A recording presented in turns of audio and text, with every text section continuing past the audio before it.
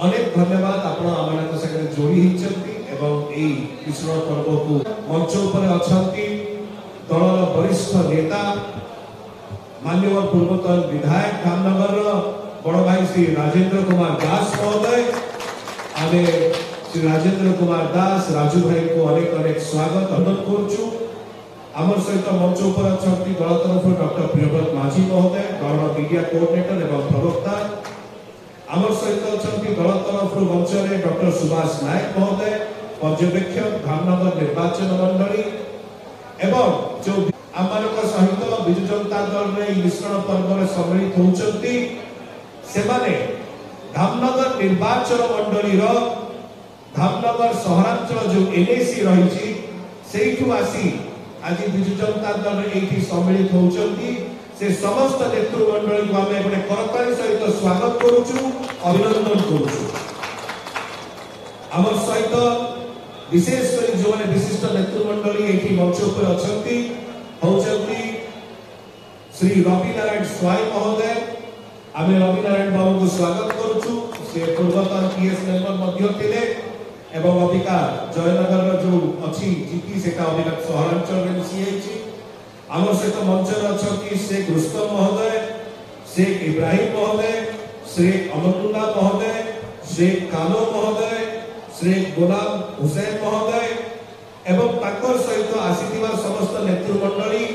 श्री कैलाश स्वाई महोदय श्री विवादर स्वाई महोदय श्री जगन्नाथ जेना महोदय श्री खीरोद प्रधान महोदय श्री गणेश बेहरा महोदय शेख चांद बाबू महोदय शेख असलम महोदय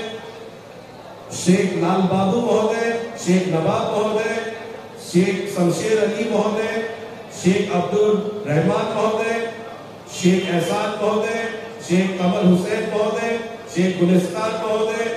शेख रफीक महोदय शेख कलीम महोदय शेख नजीर महोदय शेख तौफीक महोदय शेख जबीर महोदय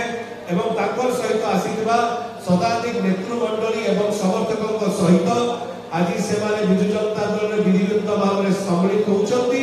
एही समय दलर सभापति माननीय मुख्यमंत्री श्री नवीन पट्टनायक महोदय तरफ दलर सांगठनिक संपादक श्री प्रणव प्रकाश दास महोदय तरफ एवं दलर समस्त नेतृमंडली तरफ आमे एही भाई मानन को बिजु जनता दल रे सम्मिलित करूछु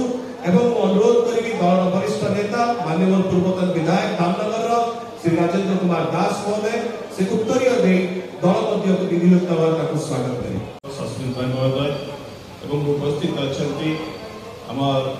प्रिय भाई एवं हमर धामनगर पर्यवेक्षक डॉक्टर सुभाष भाई समस्त को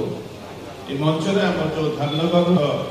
नेतृमंडली एवं मो सम्मुखें प्रेस बंधु समस्त को स्वागत करुच्ची और धन्यवाद अर्पण करुच्ची कृतज्ञता ज्ञापन करुच्ची जे जो भाई माने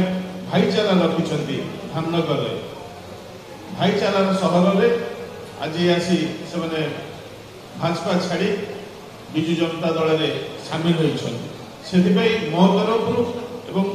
बिजु जनता दल तरफ ताको अशेष अशेष धन्यवाद एवं कृतज्ञता ज्ञापन करुच्ची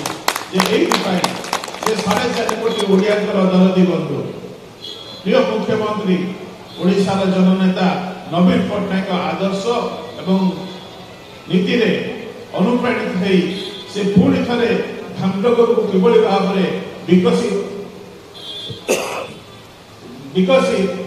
विधानसभा हिसाब रे करिवे परिवर्तन करिवे एवं ओडिशा रे एक आगुआ निर्वाचन मंडली करिया पे संकल्प नै से आगु को आसीछंती समस्त नेतृमंडली एवं समस्त और सहयोगी बंधु को धन्यवाद एवं कृतज्ञता ज्ञापन करिवि। विशेष करी जे आपण माने जाछथि दलर सांगठनिक संपादक जे प्रणव प्रकाश दास बबी बाबू से मते एतरे बहुत हस्तक्षेप करिसंती एवं तांको सहित समस्त ओतप्रोत भाव रे जड़ित कारण धामनगर आ जाजपुर रे बहु कथा हमको से बबी बाबू साहाय्य सहानुभूति करते जे सेति पई मु बबी बाबू मते धन्यवाद एवं कृतज्ञता ज्ञापन करूची एवं ओडिशार जनमानस नेता नवीन पट्टनायक को बहुत बहुत धन्यवाद एवं कृतज्ञता ज्ञापन करी और वक्तव्य शांत करूची। वंदे उत्कल जननी जय जगन्नाथ। इसके रुस्तम धामनगर से एनएसी से बोल रहा हूँ। मैं बहुत बहुत धन्यवाद देना चाहता हूँ। मेरे बड़े भाई लोग ऊपर बैठे हैं और राजू भाई को मैं बहुत बहुत धन्यवाद देना चाहता हूँ जो आज इस मंच में हमको उठा के सबको मिलाए। मैं उनका शुक्रगुजार हूँ। और हमारे डॉक्टर साहब करीब साइड में हैं, मैं उनका शुक्रगुजार हूँ जो बहुत मेहनत किए हैं। और इंशाल्लाह हमको भरोसा है हम धमना निर्वाचन में हम लोग जरूर जीतेंगे और नवीन पटनायक का हाथ मुट्ठी थाम करके हम लोग जरूर हिम्मत बढ़ाएंगे और